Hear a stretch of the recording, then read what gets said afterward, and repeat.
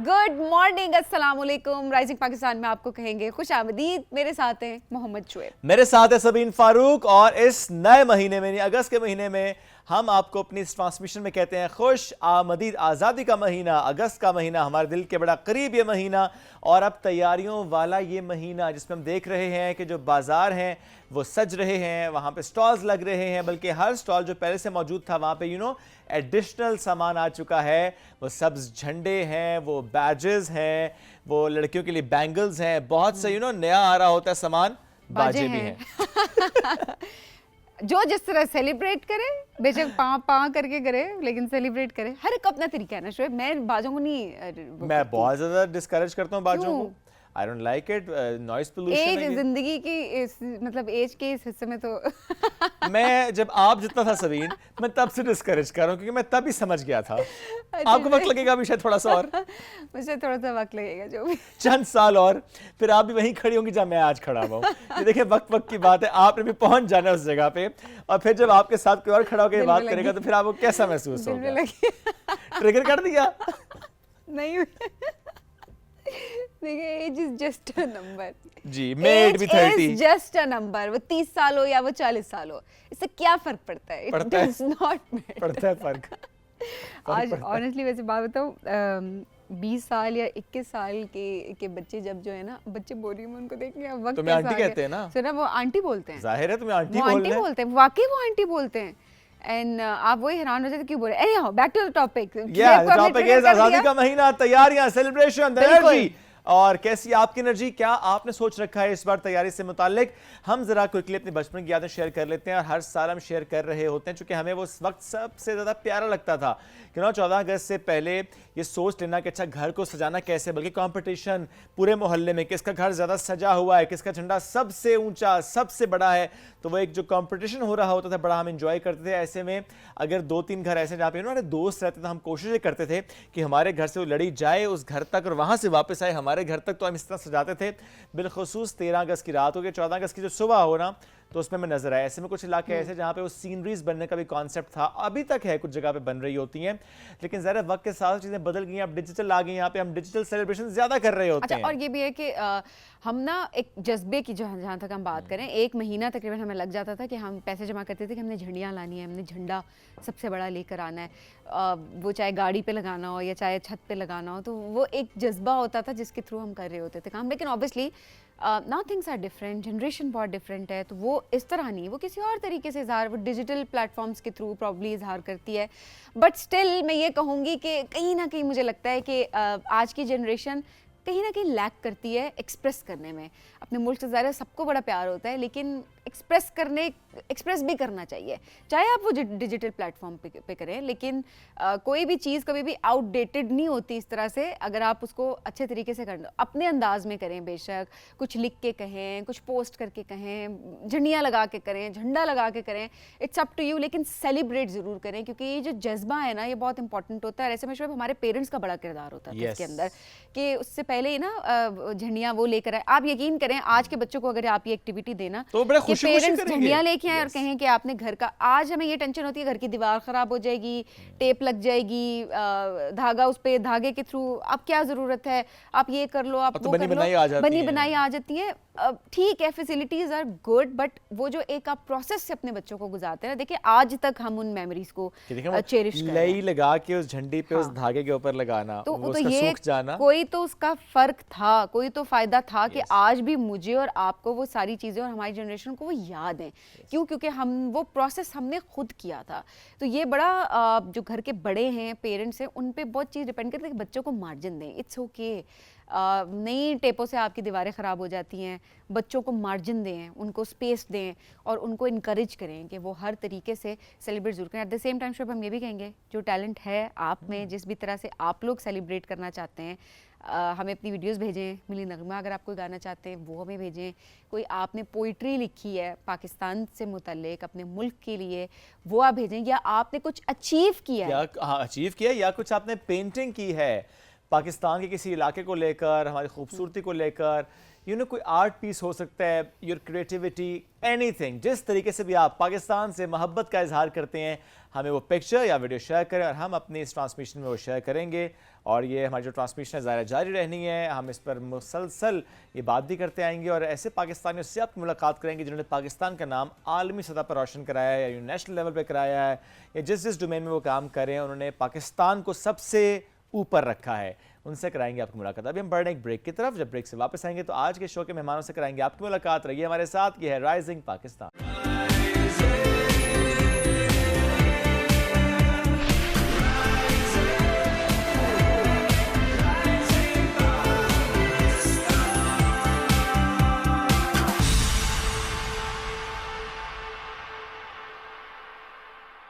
Welcome back. Rising Pakistan में एक बार फिर कहते हैं खुश आमदीद। कायद-ए-आज़म यूनिवर्सिटी इस्लामाबाद की स्टूडेंट्स का कारनामा आज हम आपसे शेयर करने वाले हैं और उन्होंने किया ये है कि mushroom mycelium to be exact, इससे माहौल दोस्त पैकेजिंग तैयार की थी इन्होंने। अब इसको तकरीबन 1 साल हो गया। हम ये सोच रहे थे कि अक्सर मैं उससे बात करते हैं कि यूनिवर्सिटी प्रोजेक्ट्स बड़े हाइप उनको मिल जाती है, बड़े वायरल भी हो जाते हैं, लेकिन उसके बाद गुम क्यों जाते हैं? कमर्शियल एस्पेक्ट तो हमें नजर ही नहीं आ रहा होता। बहुत से प्रोजेक्ट्स का हमें नजर नहीं आ रहा हो, तो उसमें क्या रीजंस होती हैं, आज हम स्टूडेंट से बात भी करेंगे। जो स्टूडेंट्स जिनका ये प्रोजेक्ट था, आज हमने आपसे उनकी मुलाकात करानी है। और ये जो पहली बार बनाया गया यानी माहौल दोस्त पैकेजिंग, इसकी शेल्फ लाइफ क्या है, यूटिलाइजेशन कैसी है, कॉस्ट क्या आती है, इस सारे सवाल आज हमने उनसे रखने, बिकॉज ये कहा जा रहा है क्लेम है इनका कि रिवायती प्लास्टिक थर्मासोल का बेहतरीन मुतबादिल साबित हो सकता है। सो जो स्टूडेंट्स हैं उनसे आपकी मुलाकात कराते हैं। अब तो खैर they graduated, they have done with the degree. So हमें ज्वाइन किया नूरुलैन ने, उनको वेलकम करेंगे। अस्सलाम वालेकुम जी, कैसी हैं आप? So great to have you Noor. And then we have Amal Shahid, उनको भी वेलकम करेंगे। अस्सलाम वालेकुम जी, कैसी हैं आप? वालेकुम अस्सलाम। ग्रेट, बहुत शुक्रिया।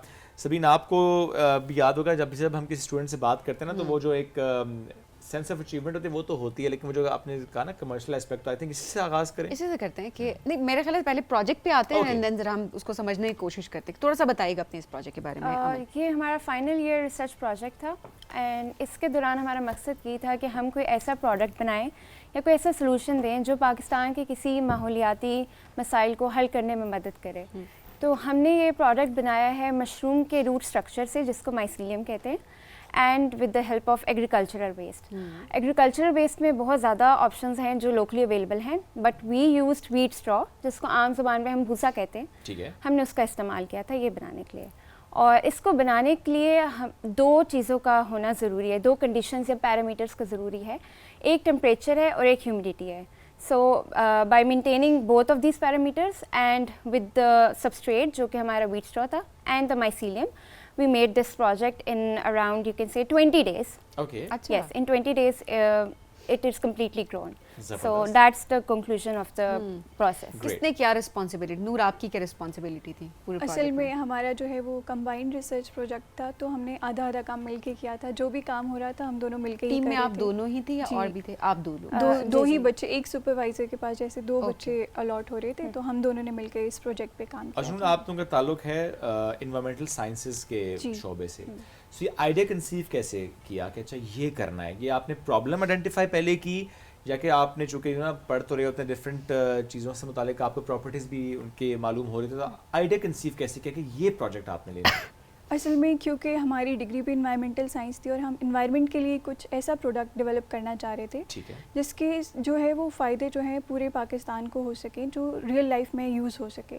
सही। उसके लिए फिर हमारा थॉट प्रोसेस तो उसके पीछे यही था कि हमें सस्टेनेबिलिटी की तरफ जाना है, ऐसे प्रोडक्ट को डेवलप करना है जो बाद में भी पाकिस्तान के लोग उसको कमर्शियली यूज़ कर सकते हैं और सही। एज अ प्लास्टिक के ऑल्टरनेटिव को यूज़ कर सकते हैं, जैसे थर्मोपोल वगैरह के ऑल्टरनेटिव्स होते हैं। तो बेसिक हमारा थॉट प्रोसेस तो यही था इसके पीछे कि हमें कुछ ऐसा सस्टेनेबल प्रोडक्ट डेवलप करना है जिससे आने वाली जनरेशन्स पाकिस्तान को फ़ायदा होगा। सस्टेनेबल किस तरह है ये? थोड़ा सा एक्सप्लेन कीजिएगा। सस्टेनेबल इस तरह है कि it's 100% biodegradable and compostable. Like upon the usages आप इसको जैसे ही सॉइल में डिस्कार्ड करेंगे, it will biodegrade in around 30 to 60 days।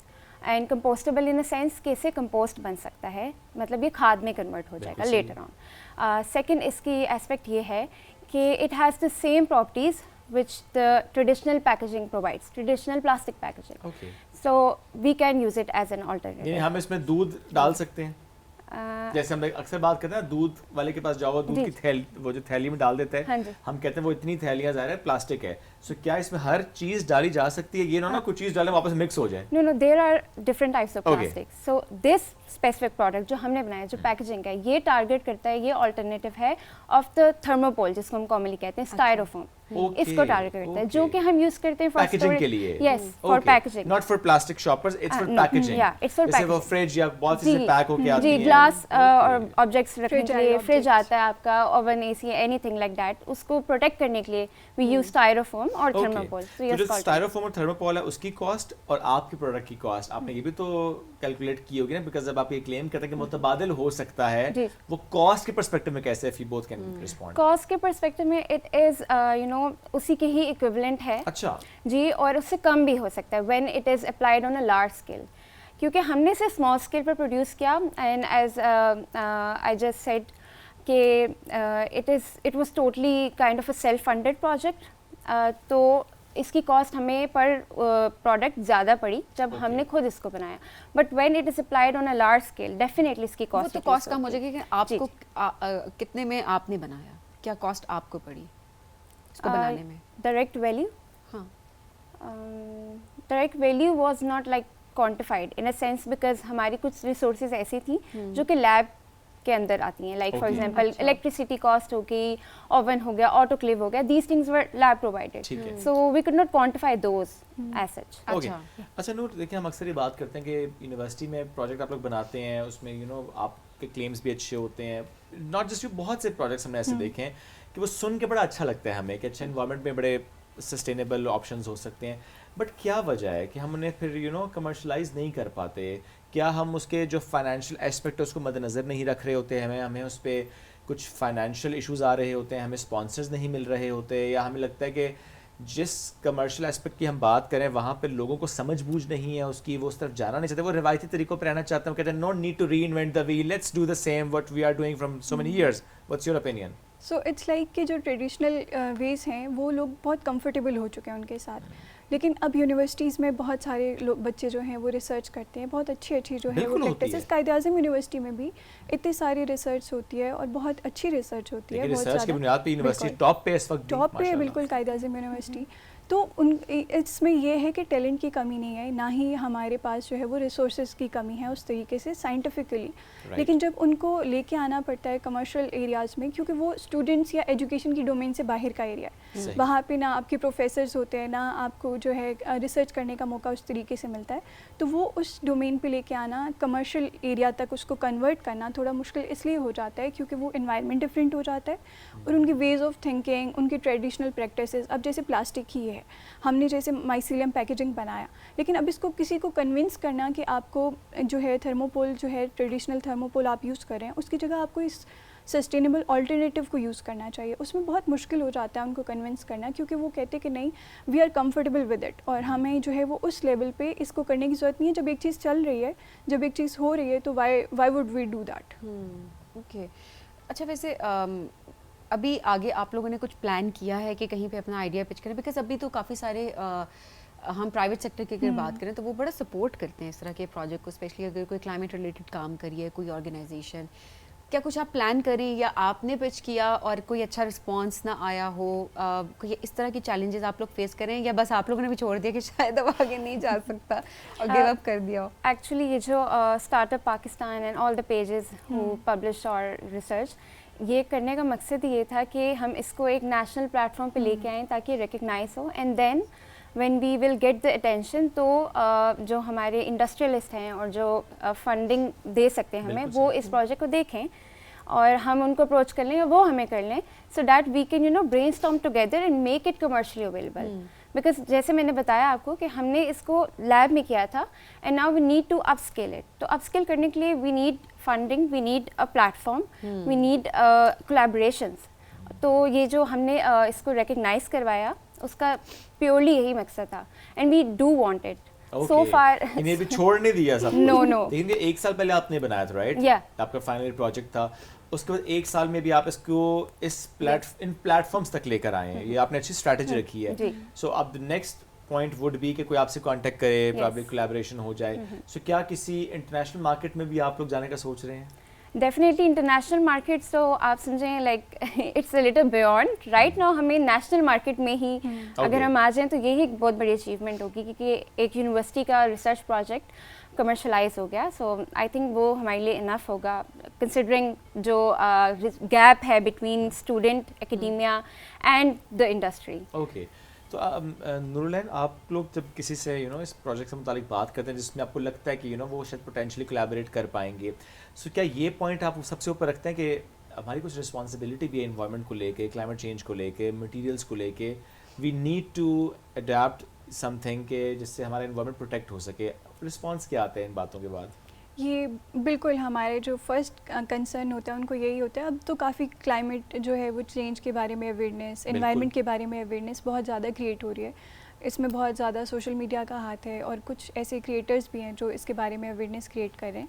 तो अब थोड़ा सा हेल्प हो रहा है कि अब जो चीज़ें लोगों को लगता था कि एनवायरनमेंट कुछ नहीं होता, we can live in it और हम इसको डिस्ट्रॉय करें नहीं करें कोई फ़र्क नहीं पड़ता, बट अब जो क्योंकि इन्वायरमेंट में काफ़ी सारी जो है वो अवेयरनेस क्रिएट हो रही है, उसकी वजह से जब हम उनको ये एस्पेक्ट बताते हैं कि this is sustainable, this is good for your environment और ये हमारे एनवायरनमेंट को उस तरीके से जो है वो यूज़फुल ही रहेगा, हार्म नहीं करेगा, और बिल्कुल उस तरह से वो इंटरेस्टेड तो होते हैं उसमें, उनको ये चीज़ें अच्छी लगती हैं। थोड़ी देर के लिए उनकी अटेंशन जो है वो हमें मिल जाती है, लेकिन उसके बाद जो नेक्स्ट स्टेप्स होते हैं उसमें थोड़ा सा इशू आ जाता है कि उनको बाद में कन्विंस करना कि क्या है और उस कॉस्ट में, क्योंकि अब देखिए ट्रेडिशनल जो फैक्ट्रीज़ होती हैं, इंडस्ट्रीज़ होती हैं, वो चल रही हैं और वो जो है वो वर्किंग में हैं। अब एक चीज़ नई स्टार्ट करना और उस पर जो है वो उस तरीके से इन्वेस्ट वगैरह करना, जी बिल्कुल अनकन्वेंशनल लगता है उनको बहुत ज़्यादा। ये आप दोनों के फ्यूचर प्लान्स क्या हैं और वैसे क्या आप लोगों ने करना है? क्या क्लाइमेट के ऊपर ही काम करना है ओवरऑल, आगे क्या गोल सेट किए हैं? नूरा, आप अगर मैंने तो इंशाल्लाह आगे इन्वायरमेंट के लिए ही काम करना है और जो सस्टेनेबिलिटी है, ये सस्टेनेबल पैकेजिंग वगैरह है, इन्हीं में इंशाल्लाह आगे जो है वो वर्क करना है और इसी में कुछ अचीव करने की कोशिश करनी है, इसको जो है लार्ज लेवल पे लेके जाना है। What's your thought about it? I really want to work in my field. However, there are very limited opportunities related to environmental sciences currently in Pakistan. So I do want that, but ये है कि start हम किसी भी चीज़ से ले लें, थोड़ा different field से भी ले लें एंड एक्सपीरियंस गेन कर लें, like we have been doing it, जैसे हम इंटर्नशिप्स कर रहे हैं, वॉलंटियर वर्क कर रहे हैं to gain the experience and then enter the field for profession, but environment से ही रिलेटेड काम ऑफ कोर्स सारा डिग्री आपकी हुआ है। सो क्या आपको स्टैट्स भी हैं? क्योंकि देखिए हम अक्सर बात करते हैं प्लास्टिक को लेके, प्लास्टिक इतनी हमारी प्रोडक्शन है, इतना हमारा वेस्ट है, इसका ये इम्पैक्ट है। सो क्या थर्मोपोल को लेकर एंड स्टायरोफोम को लेकर, क्योंकि उसका मुतबादला आप लोगों ने तैयार किया है, do we have the stats कि क्या प्रोडक्शन है, उसका क्या इम्पैक्ट है हमारे क्लाइमेट पे? Yes, we do have stats related to Pakistan. Around 2 million tons. 2 million tons. 2 million Yeah, 2 million tons of plastic waste is produced annually in Pakistan. ठीक है। और majority portion उसका single use plastic ही है। I mean single use से मराती है कि वो वापस reuse नहीं हो सकता। Just one time use किया and it's discarded और वो फिर कहाँ पे end up करता है? landfills में end up करता है। Oceans। नहीं, पर उसमें स्टायरोफोम और थर्मोपोल का कितना कंट्रीब्यूशन है, मैं ये पूछना चाह रहा था। क्योंकि देखिए हम प्लास्टिक की थैलियों को तो ऑल्टरनेट की बात कर ही नहीं रहे ना, वो कंट्रीब्यूशन उसकी बहुत ज्यादा है। ये कितनी कंट्रीब्यूशन है? Not exactly about styrofoam. जी, ये रिसर्च गैप को हाईलाइट करता है कि उस तरह क्वांटिफाई नहीं किया हुआ about each type of plastic, और इसका भी बहुत लिमिटेड डाटा है कि पाकिस्तान में कितना एनुअली प्रोड्यूस हो रहा है, कितना वेस्ट सेग्रीगेट हो रहा है, कितना रीयूज हो रहा है, इसका बहुत लिमिटेड डाटा है। सो इस पे भी I would like to highlight कि हमारा इस पे भी वर्क होना चाहिए, फोकस होना चाहिए। डाटा होगा तो हम काम करेंगे, क्वांटिफाई होंगे चीजें, so then students and researchers can focus on providing a solution. और हम भी हाईलाइट वैसे काफ़ी मरतबा अपने प्लेटफॉर्म पे भी करते रहते हैं कि ऑब्वियसली इस तरह होना चाहिए, बट ऑब्वियसली चीज़ें बेहतरी की तरफ ज़रूर जाएंगी। बेस्ट प्रैक्टिसेस आपने जो, क्योंकि अब हम डिजिटल वर्ल्ड एक उसमें हम रह रहे हैं और ग्लोबली कनेक्टेड हैं, बहुत सारे आइडियाज़ आप लोगों के सामने भी आते होंगे। बेस्ट प्रैक्टिसेस आपको कौन सी लगती हैं जो आपको लगता है कि यहाँ पर इम्प्लीमेंट हो जाएँ तो काफ़ी इन्वायरमेंट के से रिलेटेड चीज़ें बेहतर हो जाएंगी? उसमें जितनी भी चीज़ें हैं आपको हम स्कूल लेवल से स्टार्ट करना पड़ेगा। जो एजुकेशन हमें फैमिलीज़ घर में मिल रही है और स्कूल में मिल रही है, अब देखिए जो भी हम जो बहुत स्मॉल प्रैक्टिसेस होती हैं, आप उधर से उनको रेस अवेयरनेस उनके बारे में क्रिएट करें, आप उनको एनिमल से लव करना सिखाएं, जानवरों से प्यार सिखाएं, माहौल से उनकी दोस्ती करवाएं, उनको आप दरख्तों के बारे में बताएं, सारी चीज़ों के बारे में बताएं कि दे आर ऑल्सो लिविंग और वो भी हमारे इन्वायरमेंट का हमारा हिस्सा है और हम उनसे हैं और वो हमसे हैं। तो आपको ये अवेयरनेस उनमें पहले से क्रिएट करनी पड़ेगी, जब वो उनको फील होगा कि yes they will be conscious about it, कि येस देयर इज़ समथिंग और दे आर इम्पॉर्टेंट, तो वो उनके लिए फील करेंगे। और जब वो उनके लिए फील करेंगे, जब वो उनके लिए कॉन्शियस होंगे, तभी वो ऐसी प्रैक्टिसेस को खुद ही ऑटोमेटिकली अपना लेंगे जो उनको हार्म नहीं करेंगे बल्कि उसके लिए यूज़फुल होंगे। बिल्कुल ऐसे ही है। और अमल, क्या आप लोगों ने मिनिस्ट्री ऑफ क्लाइमेट चेंज के साथ कोई राब्ता किया? बिकॉज हम अक्सर ही देखते हैं जब ऐसा कोई प्रोजेक्ट होता है, जब आप वो प्रोजेक्ट इस लेवल तक लेकर जाते हैं तो वहाँ से भी समहाउ पॉलिसी में उसको लेकर आया जाता है, या इदारों के साथ बात की जाती है, या जो प्रोडक्शन हाउसेज उसके मामले में काम करते हैं उससे बात की जाती है कि this is an alternative and you can do it. और जैसे ईवी पॉलिसी देखें हमारी अब है, कैसे हम आहिस्ता आहिस्ता शिफ्ट करें टुवर्ड्स इलेक्ट्रिक व्हीकल्स। सो अगर हम ये बात करें कि आहिस्ता आहिस्ता शिफ्ट करना है इस मामले में भी कि थर्मोकोल एंड देन स्टायरोफोम को शिफ्ट करें इस तरफ, तो उसके लिए आई थिंक मिनिस्ट्री का भी बड़ा रोल है। क्या अब आपका ऐसा कोई राब्ता हुआ, आपने बात की हो, पिच किया हो, क्योंकि ज़रा उन तक ये बात पहुंचानी भी तो है ना। Of course we are doing it from this platform, but आपने क्या किया? Before our project was recognized we contacted multiple departments. हमने उन्हें पिच किया अपना idea, we showed them the pictures and products की ये है, but so far we have not received any response from any of the departments. So अभी तक इसका मतलब है कि थोड़ा सा उस मामले पे शायद मजीद बात होने की ज़रूरत है, होने की ज़रूरत है। And then definitely. ऑब्वियसली बाज़ आप लोगों को भी ऑब्वियसली इतने फाइनेंशियल रिसोर्सेज की ज़रूरत है कि आप मज़ीद इसको अपग्रेड कर सकते हो, कि क्योंकि देखिए हर जगह का जिस तरह मिनिस्ट्री लेवल की बात करते हैं ऑल दैट, तो वो एक लेवल होता है और उस लिहाज से आपको उसको मीट भी करना होता है, सो दैट उसको अडेप्ट किया जा सके। बट सोचना, उसके बाद उस चीज़ को बनाना और फिर उसके बारे में मार्केट में उसको किस तरह लेकर जाना है, मेरा ख्याल है आज की जो यूथ है हमारी, उसकी ये सोच ही बहुत बड़ी चीज़ है। देन जो हमारा प्राइवेट सेक्टर है, हम उसको भी बार बार हम भी इस प्लेटफॉर्म से ज़रूर कहते हैं कि प्लीज़ इस तरह के जो हमारे स्टूडेंट्स होते हैं, जो प्रोडक्टिव होते हैं, पाकिस्तान के लिए सोच रहे होते हैं, एनवायरनमेंट के लिए सोच रहे होते हैं, उनको सपोर्ट करें, हर हद तक सपोर्ट करें, ये बहुत ज़रूरी है, सो दैट वो कमर्शियल लेवल तक उस चीज़ को लेकर जाएं। That's very important. Thank you so much Noorlain, thank you so much Amal, आप दोनों ने हमें प्रोग्राम में ज्वाइन किया। Wish you good luck for your future. नाज़रीन, हम बढ़ेंगे एक ब्रेक की जानिब, stay with us.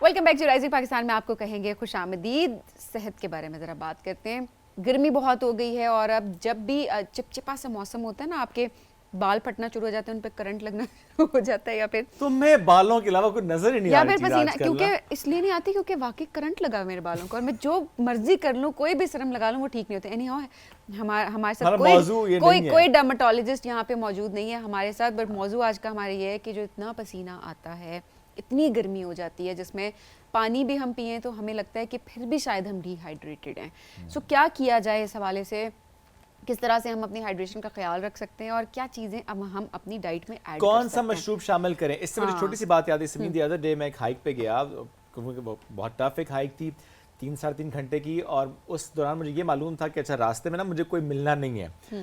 I don't know why मैं अपनी बॉटल मिस कर गया गाड़ी में ना। तो रास्ते में हुआ है कि एक ऐसी जगह पे एक शख्स बैठा हुआ था कूलर लेके सत्तू का शरबत बना के, तो मैंने कहा तुम तो फरिश्ते हो इस वक्त। और ढेर सारा सत्तू का शरबत पी, बड़ा मजा आया हमें। अच्छा। सो आई थिंक ये जो शरबत है ना जो हम पीते आए हैं रिवायती तौर पे, सरदई भी और सत्तू का शरबत भी और गुड़ का शरबत भी, और बस वो जो वेट लॉस वाले लोग हैं ना, जो वेट लॉस की तरफ उनकी जर्नी चल रही है, वो बड़ा डर रहे होते हैं, अच्छा सत्तू पिया तो वो वेट गेन ना हो जाए। मेरा चक्कर नहीं है वेट लॉस का, आपका तो केस ही बड़ा डिफरेंट है, लेकिन वो बेचारे बहुत सफर कर रहे होते हैं। तो आज जानने की कोशिश करते हैं कि ओवरऑल हम किस तरह से अपनी हाइड्रेशन का ख्याल रखें, कौन कौन से मशरूबात है जो अपनी डाइट में शामिल करें। हमारे साथ मौजूद हैं जी न्यूट्रिशनिस्ट हैं डॉक्टर नौशीन। अस्सलाम वालेकुम, कैसे हैं आप? बिल्कुल ठीक, कैसे हैं आप? अल्हम्दुलिल्लाह बिल्कुल ठीक ठाक। चूंकि हमारी मुलाकात आपसे आज बहुत अरसे बाद हो रही है, तो आपको हम ऑनर भी कहना चाहते हैं हज की बहुत बहुत मुबारक हो। थैंक यू सो मच, जज़ाकल्लाह, कबूल करे जी, माशाअल्लाह। And how was your spiritual journey, थोड़ा सा करें फिर हम जरा टॉपिक की तरफ आते हैं। It was amazing. I do not have, मेरे पास अल्फाज नहीं है कि आप जब लोग कहते थे ना कि समझ नहीं आता कि आप उसको कैसे एक्सप्लेन करें, तो सेम इज है। And one thing I tell you कि आप जब अल्लाह ताला के मेहमान बन के जाते हैं ना, फिर वो आपको अपना मेहमान बना के रखता है। बेशक। आप उस 18 लाख जो लोग थे इस दफ़ा वहाँ पे, आप हर किसी से पूछेंगे, there will be one moment in their lives in which you will feel कि this is specially for you. मतलब I tell you, for on second day of हज, 11 ज़िलहज, जिस दिन हरम भरा हुआ होता है, और मेरी बड़ी तमन्ना थी कि मैं किसी तरीके से खाना काबा को हाथ लगा लूँ, क्योंकि हज के दिनों में आप नहीं रहा। तो मुझे लगता है कि that was my highlight of the journey, कि आई वाज लाइक अल्लाह आप दिल की हाल जानते हो और आपको पता है कि हमारे अंदर क्या चल कोई रहा है। शक नहीं। हाँ। अच्छा, वहां पे जाके आपके सिर्फ दिल में ख्याल आने की देर होती है कि Exactly. अच्छा ये कैसे होगा, ये हो सकता है, मैं तो बड़ा वीक हूँ, मैं कैसे करूंगा, ये मुझसे कैसे होगा, एंड यूं होता है उसके बाद फिर। बिल्कुल। और हर एज ग्रुप के लोग हर age एंड देन group जो वापस आता है वो एक अपने अपने एक्सपीरियंसेस के साथ लोग आते और हैं। वो सब स्पेशल फील होके वापस आते हैं। बिल्कुल, अल्लाह सबको ये सादत नसीब आमीन, करे। एंड जितने भी लोग ऑब्वियसली जाते हैं उम्रे की नियत से भी अगर बेशक जा रहे होते तो ऑब्वियसली दुआओं में सबको याद रखें उसी लिहाज से। अच्छा जी डॉक्टर नौशीन, पसीना आ बस रहा ये है, पूछता ना गर्मी कि बड़ी वहां पे हो रही अपना को है। हाइड्रेट कैसे रखा, बिकॉज हाँ, गर्मी का गर्मी हज बहुत था। ज़्यादा थी। एब्सोल्युटली, मैं यही बात वहीं से शुरू करती हूँ कि देखें वहाँ पे ना हमें ना हर वक्त गाइड किया जाता था कि Yes. पानी की बोतल और साथ ORS रखनी है। आपने अपने पास रखना है, क्योंकि जो हज के 5 दिन है ना, चाहे मैं कहती हूँ किसी भी VIP हज में चले जाएं, No matter what. No matter what, आपके 5 दिन जो है वो आपकी सही वो है, मेहनत है। क्योंकि जिस रात आप मजदलफा से चलते हैं और आपने मिना से आपने जाना होता है और फिर आपने रमी करनी होती है, और मज़े की बात ये हो कि हम जैसे लोगों जो अपना मकतब भूल जाएं हुआ आपके साथ भी? यस, और and we were lost. And अब हम अपने गाइड के साथ आगे पीछे घूम रहे हैं और उन्होंने कहा कि एक काम करना है, पानी पीते रहना है और ORS डाल के रखना है। सो आपकी 2 बॉटल्स तैयार होनी चाहिए। तो हमारा ये था कॉन्स्टेंटली कि पानी, और वो हमारी जाना आना विदाउट एग्जैजरेशन 6 घंटे की बिल्कुल walk हुआ थी, होगा जी। क्योंकि हम अपना मकतब भूल चुके थे, हमारे गाइड को भी नहीं और समझ उसमें आई थी। आपने एक रोड मिस कर दी अगर, तो आप किसी और रोड पे चढ़ गए तो उतना घूम के वापस आएंगे। बिल्कुल, बिल्कुल, अच्छा, बिल्कुल। इसमें लेकिन चूंकि डॉक्टर नौशीन ये भी होता है कि जिन लोगों ने उस मैप को थोड़ा सा अगर ज़्यादा समझा हो, पढ़ा हो ना, उनको पता होता है अच्छा मैं यहाँ से इस मकतब में एंटर होऊंगा और इस एग्जिट से, इस किचन से निकल जाऊंगा तो वहाँ से मैं एंटर हो जाऊंगा, बिकॉज ये बड़ी साइंस है वहाँ की। Exactly. तो जिसको पता है वो जरा थोड़ा सा बेहतर रहता है, अदरवाइज वाकई लंबे चक्कर पड़ते हैं। और हमारा मकतब was like 5 minutes walk from रमी, ठीक है, बट Okay. हम इस तरह घूम रहे थे कि हमें समझ नहीं आ रही Because थी कि आप हमने किसी और रोड पे चले गए होंगे। Exactly. So ये देखिए, ये तो बड़ा सादा बता दिया आपने कि पानी एंड ORS। ORS। अब मैं ORS की एक और बात बताती हूँ। हम जनरली, जैसे मैं आप इस इन्वायरमेंट में बैठे हैं, मैं जनरली रेकमेंड नहीं करती, because ORS is full of electrolytes, minerals, ठीक है। सही। अगर मैं और आप इतना स्वेट नहीं कर रहे, हमने इतनी मुशक्कत नहीं की, तो हमारी बॉडी में उतने इलेक्ट्रोलाइट्स की भी ज़रूरत नहीं है। Okay. क्योंकि वो फुल है। वो क्या करेगा, उसमें सोडियम भी ज़्यादा हो सकता है, उसमें क्लोराइड भी ज़्यादा हो सकता है, तो वो आपके हार्ट पे प्रेशर डाल सकता Okay. है। तो ये चीज़ें बहुत ज़्यादा ज़रूरी हैं कि ORS हर वक्त नहीं पीना। जब आपको ज़रूरत है, आप बहुत ज़्यादा एक्सपोज्ड हैं, एग्जॉस्टेड हैं या डिहाइड्रेटेड हैं, तब ORS का अच्छा डॉक्टर इस्तेमाल नौशीन, आता है। पानी के हवाले से भी आई हैव हर्ड, मैं एक जगह बस मैं पढ़ रही थी कि पानी भी बहुत ज़्यादा नहीं पीना चाहिए।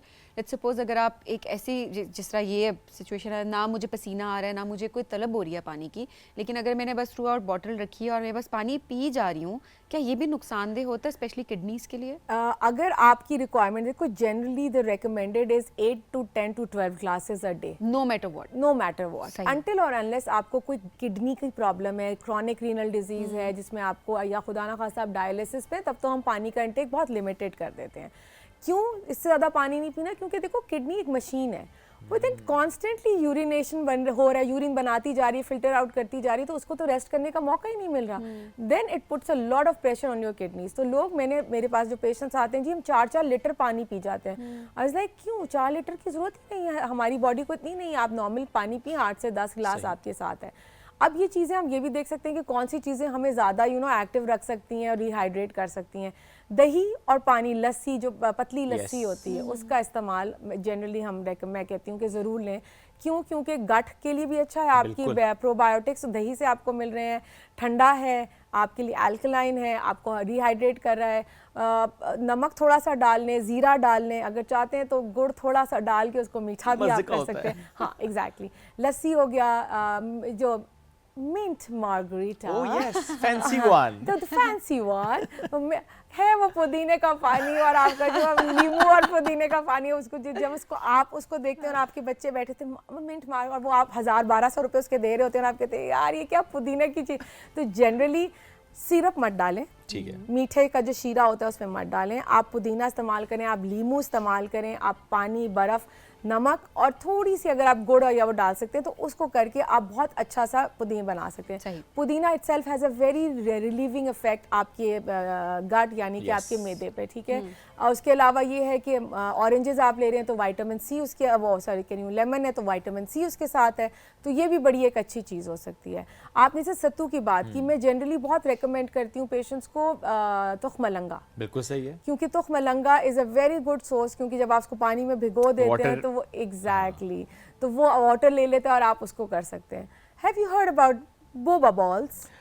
आजकल की जनरेशन को बहुत पसंद है जी, मैं और सिर्फ उस जनरेशन से चूंकि नहीं है तो हमें समझ नहीं आती। एग्जैक्टली तो वो हमारा सागूदाना है। मैं जनरली सागूदाना की ड्रिंक्स भी ओह। बनवाती हूँ, ठीक है, सही। क्योंकि वो आप उसको बॉईल करते हैं, वो एक तो उसमें जेली बड़ी अच्छी बन जाती है, उसका साइज बड़ा हो जाता है। Yes. आप उसको अपने किसी भी ड्रिंक में डाल के, मिल्क शेक में डाल के बच्चों को दें। आप चाहें तो वो मैंगो और मिल्क शेक का जो बनता है दूध में डाल के उसमें आप डाल लें। उसमें डाल दें। तो वो जो बोबा बॉल्स हैं जिनको हमारे पास तो सागूदाना है, तो वो भी आप उसको भी लेकिन देखिए इस्तेमाल आइडिया अच्छा है, बच्चों से कहेंगे ये आपकी आज की बोबा ठीक है, डालो Yes. सागूदाना उसमें घर में बना के दो। बिल्कुल बिल्कुल बिल्कुल तो आप वो चीजें इस्तेमाल कर सकते हैं। तो ये, और फिर आपने वो वाले फ्रूट इस्तेमाल करने हैं जो वाटर बेस्ड हैं। तो हमारे पास तो ढेरम ढेर हैं, Yes. तरबूज है, ये सारी चीजें हैं हमारे पास। वाटर आपकी सबसे खीरा है, बिल्कुल। फ्रूट तो नहीं है लेकिन वो सारी चीजें जो आपको जो कि पानी देती ओवरऑल हैं। हमें बड़ा फायदा देती है। और वैसे मुझे वही लगता है कि बड़ी रिफ्रेशिंग सी लगती हैं, खाने का दिल कर रहा होता है, Exactly. पीने का भी दिल कर रहा होता है। लेकिन सत्तू और जो सागूदाना है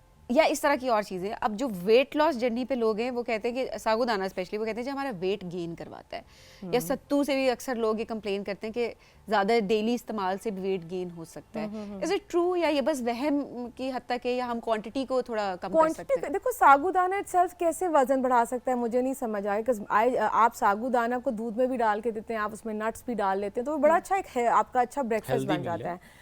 सत्तू का यस वो बात सही है। देखो जो तुमने लिया होगा उसमें श्योर मीठा डला हुआ होगा, वो ढेर सारा, तो उस वो time requirement हाँ, थी। उसमें रिक्वायरमेंट थी, इतने आप सन एक्सपोज थे, सारी चीज़ें थी।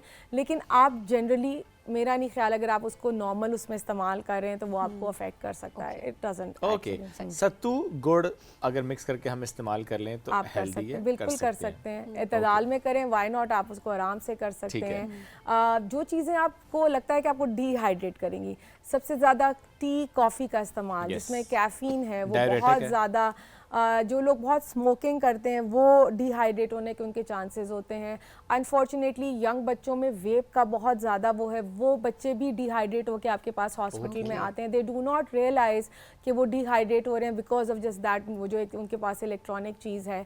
तो ये चीज़ें हैं। फिजी ड्रिंक्स, अगेन वो आपकी जिस्म से पानी ले लेंगे। तली हुई खाने, गर्मियों में तले हुए खाने, वो आपकी जिस्म में जितना पानी है उसको एब्जॉर्ब कर लेते हैं, जिसमें सॉल्ट बहुत ज़्यादा होता है, बिकॉज सोडियम पानी एब्जॉर्ब करता है। ओके। तो वो खाने आपकी जिस्म से पानी एब्जॉर्ब करके आपको डिहाइड्रेट कर सकते हैं और आपकी तबीयत खराब तो कर हम सकते हैं। सोडियम ऐड क्यों करते हैं फिर? ये जो लीमू पानी में भी एंड अदरवाइज डिफरेंट ड्रिंक्स में हम ऐड कर रहे होते हैं सोडियम, इवन ओआरएस में सोडियम होता है। बिल्कुल होता है, लेकिन वो एक नॉर्मल उसमें हो रहा होता है। Okay. जो आप प्रिजर्वेटिव और इनमें जा रहे हो तो अगर इसमें आप जाएं तो उसमें इतना कुछ एडेड होता है Okay. कि वो आपकी सेहत के लिए अच्छा नहीं है। मैं हमेशा कहती हूँ कि फ्रूटी चीज़ को आप खाएं, कोशिश करें, और नहीं खा सकते तो उसको आप बर्फ़ के साथ ब्लेंड कर लें। ओके। तो वो आपके लिए बड़ा अच्छा हो जाता है, वो इतना का ड्रिंक भी बन जाता है और आप उसको ले भी सकते हैं। स्मूदीज़ जो हैं, यस। स्मूदीज़ हर आम आए हुए हैं, आड़ू आया हुआ है, आलू बुखारा आया हुआ है, दही के साथ अच्छी सी स्मूदी बनाएं, बोबा बॉल्स डालें, या आप उसके अंदर तख मलंगा डालें। ये सारी चीज़ें वो हैं जो आपके ड्रिंक को बड़ा एक्साइटिंग बना सकती हैं और आप आराम से उसको कंज्यूम कर आलू सकते बुखारा हैं। एंड दही, इसका कॉम्बिनेशन कोई मसला नहीं करता? नहीं नहीं ओके। नहीं, फ्रूट इज अ गुड। मैं ये कह रही हूँ कितनी सारी चीजें अपने अपने दिमाग में मसाइल बनाए हुए हैं ना, कि try ये भी इसके किया ना साथ कभी नहीं इसलिए होता, भी। वो उसके साथ नहीं होना चाहिए। Nutrition, when I came into nutrition, मेरी सबसे बड़ी जंग थी इन मिथ्स से। हाँ। गरम है, ठंडा है, बादी है, पता नहीं क्या क्या है। और मैं कहती थी कि यार ये वेस्टर्न वर्ल्ड में तो मैंने कभी नहीं सुना, वो सब खाते चीज़ें खाते हैं। हाँ, तेल हम पका के खाते हैं, वो कच्चा खा लेते हैं। वो हमने कभी नहीं अपनी आदत चेंज करनी। Very वो true. हमने खूब उसको ऑयल को किया, वो तो अपने खाने पे हल्का सा स्प्रिंकल किया, वो चीज़ें हमने नहीं अडॉप्ट करनी। बट गरम, ठंडा, उसमें बादी, हम आज तक फंसे हुए हैं। एग्जैक्टली। कोकोनट वाटर कितना रिफ्रेशिंग है in summers. Coconut water is extremely nice and it is good, mineral से भरा हुआ था उसके अंदर सारी चीज़ें। मज़े की बात है, कल मैं नथिया गली से वापस आ रही थी, मैंने बड़ा आपने देखा है कि मरी के सारे रास्ते में ढेर सारे हालांकि वो कार्ट्स हैं और वहाँ पे Yes. आपको कोकोनट भी मिल जाता है। बिल्कुल बिल्कुल बिल्कुल, जो कि एक बड़ी अच्छी चीज़ है क्योंकि कोकोनट कोस्टल एरियाज Yes. का है। कराची जाएं तो आप पानी पीते बिल्कुल थे और ऐसे ही। सारी चीज़ें, तो वो पंजाब में भी आपको आसानी से अवेलेबल है।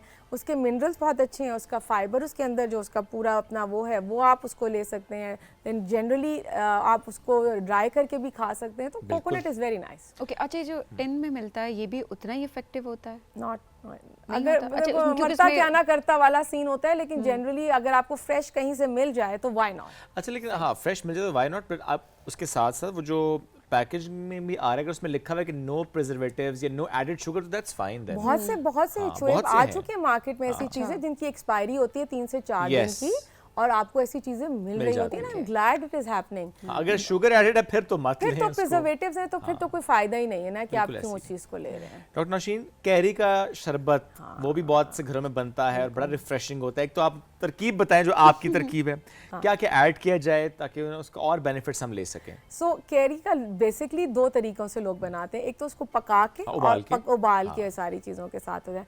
कुछ लोग उसका डिटॉक्स वाटर भी बनाते हैं, Okay. जिसमें क्यूकम्बर्स, कैरी के स्लाइसेस डले ठीक होते है। हैं, नींबू डला होता है, और वो डिटॉक्स वाटर के तौर पे पुदीने के पत्ते डाल के वो भी इस्तेमाल ठीक करें। है।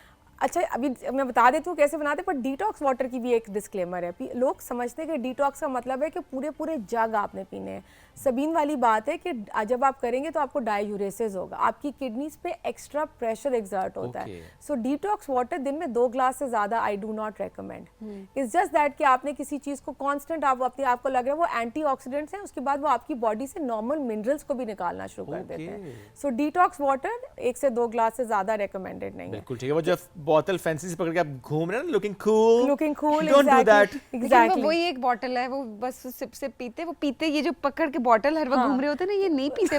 आप पानी देखिए, आप जिसने पीना होता है ना उसने एक ही बारे में पीना होता है कि बस ठीक है। क्या कहते हैं इन वालों को? वो टम्बलर्स नहीं, उसका एक नाम है बकायदा। बच्चों को बड़ी, मेरे तो खुद दोनों mind से- जवान है तो उन सबका ना वो शौक है ना, वो है। जो ऊपर से थोड़ी चौड़ी हाँ, होती है जो नीचे टम्बलर्स ही हाँ, है ना। बस पता नहीं है, तो खैर वो सिपी का हम पता नहीं क्या है, नहीं हाउ। सो वो सारी चीजें हैं, तो हम तो उनमें से आदत है ना, ग्लास में मैं बोतल को मुंह नहीं लगाना, ग्लास में पानी डाल के पीना है। So we belong to that era. हाँ। तो यहाँ अब पे वाले बच्चे कहते हैं अपना स्टैनले लेके जाएंगे। स्टैनली देखा ना हाँ, आपने? स्टैनले टम्बलर होते हैं, तो वो बच्चे कूल लग रहे होते हैं Cool उसके लग रहे साथ होते हैं। साथ। अच्छा, वो फिर तरकीब पे दोबारा आ जाते सो हैं। हाँ। आपने क्या किया, आपने उसके छिलका उतार दिया, उसकी स्लाइसेस आपने डाले, आपने उसको पकाया। पकाने में आप क्या करते हैं, क्योंकि वो उसको थोड़ा सा मीठा ऐड करना पड़ता है, तो जनरली आप उसमें शक्कर ऐड कर सकते हैं। थोड़ा सा आप उसमें साबुत काली मिर्च भी हम डालते हैं, क्योंकि ठीक है। उसका बड़ा अच्छा इम्पैक्ट आता है। और साथ में आपने नमक, और फिर आप उसको उबालते हैं। उबलने के बाद बहुत से लोग तो जो उसका गूदा है कैरी का वो खा लेते हैं, बट बहुत से लोग उसको सिर्फ छान के पानी पीना चाहते हैं। Okay. सो ये दोनों चीज़ें हैं, अच्छा है। थोड़ा उसमें मेहनत ज़्यादा है, बट अगर आप करना चाहते हैं तो वाई नॉट। अगेन फ़ायदे क्या क्या हैं, उसका कूलिंग इफेक्ट है, उसमें आपका कहते हैं एंटीऑक्सीडेंट्स हैं, आपकी बॉडी से गैर ज़रूरी चीज़ों को करता है, आपकी इम्यूनिटी को बिल्डअप करता है। तो yes, you can have it. Okay, अच्छा, अब अक्सर लोग कहते हैं हमसे प्लेन वाटर नहीं पिया जाता, Yes. पानी ऐसे पिया ही नहीं जाता, तो वो लेमन एडेड रखते हैं थ्रू आउट। I know. ये क्या नुकसानदेह भी होता है स्टमक के पर्सपेक्टिव से भी, या ओवरऑल, या इट्स फाइन, ये गर्मी है तो बाकी आप नमक या बाकी चीज़ें ना ऐड करें, बट ये है कि टेस्ट के लिए सिर्फ सिर्फ lemon. लेमन ऐड और यार ये जो लोग लेमन ऐड कर रहे हैं और वो एसी के नीचे बैठे हैं, ठीक है। लेमन का क्या है कि बहुत सी दफ़ा आपको लेमन ना भी डायूरेसिस कराता है, और बहुत ज़्यादा आपको लेमन आपकी गट में एसिडिक इन्वायरमेंट भी कर सकता है। तो बहुत से लोग तो कहेंगे हमें रिफ्लक्स होता है, हमें खाना डाइजेस्ट नहीं होता। हर चीज़ का जो बहुत ज़्यादा इस्तेमाल है ऑफ कोर्स नुकसानदेह, और उसका सिंस एंटी वो है आपका डिटॉक्स भी बन जाता है। लेमन आपने तो वो आपको यूरिनेट भी ज़्यादा करा रहा है। तो मेरा ख्याल है बहुत से मेरे पेशेंट्स हैं जो कहते हैं हम पानी एक ग्लास 250 ml नहीं पी सकते एक टाइम पे, Okay. हमें गैग होता है, उनको उल्टी की कैफियत होती है। तो फिर उनसे कहती हूँ अच्छा 100 ml का बना के रख लें, सही है। और आपने क्योंकि सादे पानी का तो कोई रिप्लेसमेंट है हो ही ही नहीं नहीं, सकता। हो ही नहीं सकता। प्यास ही नहीं बुझती। एग्जैक्टली। को जो मर्जी फैंसी ड्रिंक पी लो, प्यास नहीं बुझती। क्योंकि बहुत से लोगों का ख्याल है ग्रीन टी आपने पी ली तो ग्रीन टी जो है वो आपको कर लेगा, वो डायरेटिक है, वो तो और पानी जिस्म से निकालेगा। ब्लैक कॉफी पानी है लेकिन है तो डायूरेटिक, चाय है तो पानी है डायूरेटिक। तो ये सारी चीजें जो आपके जिस्म से पानी को निकालती हैं। चुकंदर का जूस रिकमेंडेड है इन समर्स। अगर आपको मिल जाए तो व्हाई नॉट। ABC जूस जो है हाँ, ये तो बहुत जिसमें ही मजे का, कैरेट्स एप्पल, बीटरूट, कैरेट, हाँ। कैरेट्स नहीं होते तो फिर मैं क्या कहती हूँ कि आप करें कि एप्पल, बीटरूट और अदरक, ओह वाओ, हाँ, एंड उस पर थोड़ा सा लीमू डालें and put black paper in it, it becomes an amazing और ड्रिंक। अगर मिंट ऐड कर लें तो और अच्छी बात है। एग्जैक्टली, Added तो है, हाँ। वो बड़ा अच्छा उसका कॉम्बिनेशन बन जाता है और आप उसको ले सकते हैं। क्या कोई टाइम रिकमेंडेड होता है ऐसे ABC ड्रिंक्स के लिए, जैसे सुबह पिए या दोपहर में पिए या रात में, या कि ये भी जैसे आपने कहा अगर आप AC में बैठे हैं बाहर नहीं निकले तो डोंट हैव दोज ड्रिंक्स, बाहर से आए तो पी लें, ऐसा कुछ होता है? ABC जूस जो है ना, इट्स देखो जो उसको बीट रूट का ग्लाइसेमिक इंडेक्स है ना, वो बहुत हाई होता है। Okay. ठीक है, तो तो उससे दिन के शुरू के हिस्से क्योंकि में। अब जो है ना, अब विद करंट प्रैक्टिसेस कैलोरीज से ज़्यादा ग्लाइसेमिक इंडेक्स पे लोग फोकस करते हैं, यानी कि आपने कोई चीज़ खाई है तो उससे आपकी बॉडी Spike. में स्पाइक कितनी आती है, शुगर स्पाइक कितनी आती है, तो चुकंदर से काफ़ी ज़्यादा आती है, स्टार्ची है। तो मैं कहती हूँ कि हफ्ते में 3 दिन से ज़्यादा ना लें, ब्रेकफास्ट के साथ लें, पूरा दिन है आपके पास, आप उसको पूरा दिन में बर्न आउट कर सकते हैं। ठीक है। रात में फ्रूट्स और juices I do not recommend, sugar levels high होते हैं, बढ़ाएगा। फ्रुक्टोज में कन्वर्ट होते हैं, देयर मल्टीपल थिंग्स जो कि वो एंड affect देन हो ऑब्वियसली नींद भी आपकी गई गई ना, ये आप माइंड में जरूर रखे कि अंदर कोई नींद energy आपकी आ जाती है आपकी। हाँ, नींद आपकी गई उसके बिल्कुल, बाद। बिल्कुल। डायबिटिक पेशेंट्स किस तरह से इस्तेमाल कर सकते हैं इन तमाम मशरूबात को? और बिलखुसूस से बीट रूट आपने कहा शुगर स्पाइक लेकर आता है। सो डायबिटिक लोगों को मैं मशरूबात बिल्कुल भी रेकमेंड नहीं करती। उनको यह कहा जा सकता है कि आप जो भी फ्रूट खाएं उसको उसके फाइबर के साथ खाएं। इसकी मैं हमेशा एक एग्जांपल देती हूँ कि आपने मुझे कहा कि नौशीन मुझे 1 कप एप्पल जूस चाहिए, 1 ग्लास, उसमें 4 से 5 सेब डलेंगे, और अगर वही 4 से 5 सेब मैं आपको काट के दे दूं तो आपने 1.5 सेब के बाद कहना है कि मेरा पेट बस। भर गया। समझ रहे हो? और जब जूस होता है तो उसमें सिर्फ नेक्टर अलहदा, फाइबर और सारी चीज़ें निकाल के हम फेंक देते हैं। तो हमने उनको डायबिटिक है उसे कल वही शीरा पी लो, तो शीरे ने तो इतनी ज़बरदस्त स्पाइक देनी है कि आप कहोगे कि मैं क्या। So for diabetic patients I recommend do not have lassi भी इस्तेमाल लस्सी दे कैन हैव सत्तू इस्तेमाल कर सकते हैं, सत्तू इस्तेमाल कर सकते हैं, ठीक तो है। मलंगा इस्तेमाल कर सकते हैं। वंस इन अ वाइल आप 15 दिन में एक दफ़ा आप ये ABC जूस ले सकते हैं, उसमें अदरक का इस्तेमाल कर लें ठीक ताकि है। उसका एंटीऑक्सीडेंट इफेक्ट आ जाए, लीमू डाल लें। बट रोज़ाना ABC जूस तो नॉर्मल में, और आप भी लेंगे तो हमारी शुगर लेवल्स बढ़ जाएंगे। ओके, हाँ, ओके, ठीक और है। ये बिल्कुल आपने नहीं करना। अच्छा, इलेक्ट्रोलाइट इम्बैलेंस जब हो जाता है बॉडी का, ये तो बहुत कम लोगों का होता है बट समहाउ हो भी जाता है, क्या साइंस एंड सिम्टम्स होते हैं? क्योंकि हम ये समझते हैं कि अच्छा नहीं शायद कोई ना इलेक्ट्रोलाइट्स की कमी है तो हम और ORS सब चीज़ें पीते हैं, ताकि वो और डेंजरस हो जाता हमें है। तो पता ही नहीं कि किस चीज़ का हो रहा है। Yes, so basically electrolyte imbalance में क्या होता है, मसल स्पैज़म होता है, आप यू लूज योर कॉन्शियसनेस, आपके वो होती चीज़ें होती हैं। समटाइम्स आपके पेट में दर्द होता है क्योंकि ऑफ कोर्स वो मिनरल ज़्यादा हो गए, कॉन्ट्रैक्शन ज़्यादा हो रही हैं, सारी चीज़ें। सो इलेक्ट्रोलाइट इम्बैलेंस का अगर लगता है आपको तो द बेस्ट पार्ट, क्योंकि हम इस तरह बैठे हैं, is the best thing is to go to the hospital. बिल्कुल ठीक है। क्योंकि पोटेशियम ज़्यादा हो गया, हार्ट पे प्रेशर आ सकता है, सोडियम ज़्यादा हो गया, हार्ट पे प्रेशर आ सकता है। सो वो कंडीशन आपने घर में मैनेज नहीं करनी है। बिल्कुल ऐसी अच्छा, तो है। ये हमें पता भी नहीं है, हम तो जरा सा Exactly. हल्का सा डिहाइड्रेशन होती है जी, हमारे इलेक्ट्रोलाइट इम्बैलेंस हो गया, हमें ORS, हाँ। It's a very serious condition Yes. जो आप Very बता रही serious हैं। ये मैंने इसलिए भी शेयर किया बिकॉज मेरी बेटी जब छोटी थी ना तो ये हो गया उसके साथ। That was something new for us कि हैं इलेक्ट्रोलाइट इम्बैलेंस भी हो जाता है कुछ, अब समझ ही नहीं आ रही थी। वो तो शुक्र है कि चाचू ने बताया डॉक्टर, तो हम फौरन हॉस्पिटल गए एंड देन वो ट्रीटमेंट प्रॉपर्ली हुआ, अदरवाइज तो पता ही ना चलता हमें कि अगर क्या मैं अभी हुआ है। ट्रीटमेंट बता दूं ना फिर सब घर पे हाँ, manage, घर but पे नहीं हाँ, करना जी। Exactly, बस this is a डॉक्टर के medical पास जाएं emergency. फौरन। Electrolyte ये imbalance emergency is a medical emergency. Absolutely yes. Doctor साहिबा थैंक यू वेरी मच, साथ मौजूद थे, My it's great to pleasure. Have you. और ये जो सारी बातें ने बताई ना, juices and smoothies and thing, कौन सी चीज़ कितनी मिकदार में पीने, कब पीने, तो प्लीज़ इसको फॉलो किया करें because it's for your health. इस मौसम में स्पेसिफिकली जब हम देखते हैं कि हम डिहाइड्रेट हो रहे होते हैं, सिर्फ टर्म यूज़ कर लेना कि rehydrate yourself is not enough, how to rehydrate is something important जिस पे हमें काम करने की जरूरत है। एक ब्रेक की तरफ बढ़ेंगे, वापस आएंगे, स्टे विद अस। ये है राइजिंग पाकिस्तान।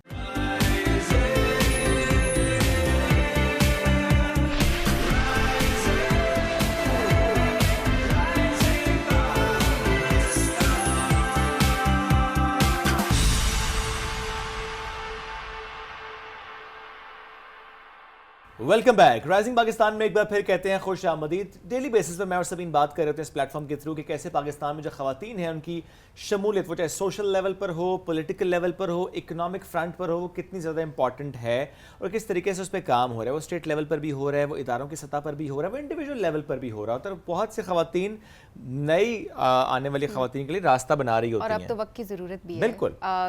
जिस मुल्क की खवातीन जो हैं वो ऑलमोस्ट 49% हों जिस मुल्क में, सो ऑब्वियसली अगर आप उनको साथ लेकर नहीं चलेंगे सो आपका मुल्क तरक्की नहीं कर सकता। तो इट्स वेरी इंपॉर्टेंट कि वो निस्फ आबादी जो है उसको आपने साथ लेकर चलना है, उसको आपने अपलिफ्ट करना है सो दैट आपका मुल्क तरक्की करे। और इस हवाले से बहुत सारे इनिशिएटिव्स लिए जा रहे हैं, स्पेशली हमारी यंग बच्चियों के हवाले से कि किस तरह से रिमोट एरियाज़ में जो बच्चियां हैं, जो कि मैं हमेशा कहती हूँ दे वेरी टैलेंटेड, उनको सिर्फ प्लेटफॉर्म की ज़रूरत है और कि उनको वहाँ से लाया जाए मेन स्ट्रीम के ऊपर।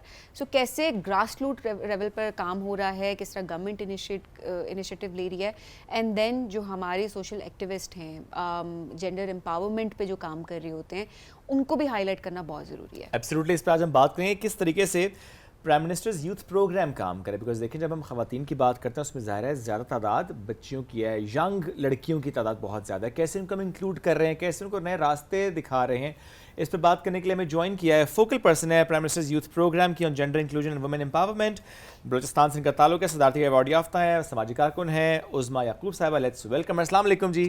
वालेकुम अस्सलाम। So good to have you Uzma Sahiba. हमारी बहुत अरसे से मुलाकातें हो रही हैं, बात हो रही है, but somehow we couldn't make it कि हम यहाँ पे इस पे सेशन कर पाएँ। उज़मा, पहले तो बताएं कि as a focal person of this program what do you think, what is your contribution now? सबसे पहले तो I am very grateful to chairman साहब के Rana Mashhood Ahmed Khan has believed in my contribution, my skills, my profile, and I'm nominated for this role. So basically the title is very much obvious. It's about gender inclusion and women empowerment.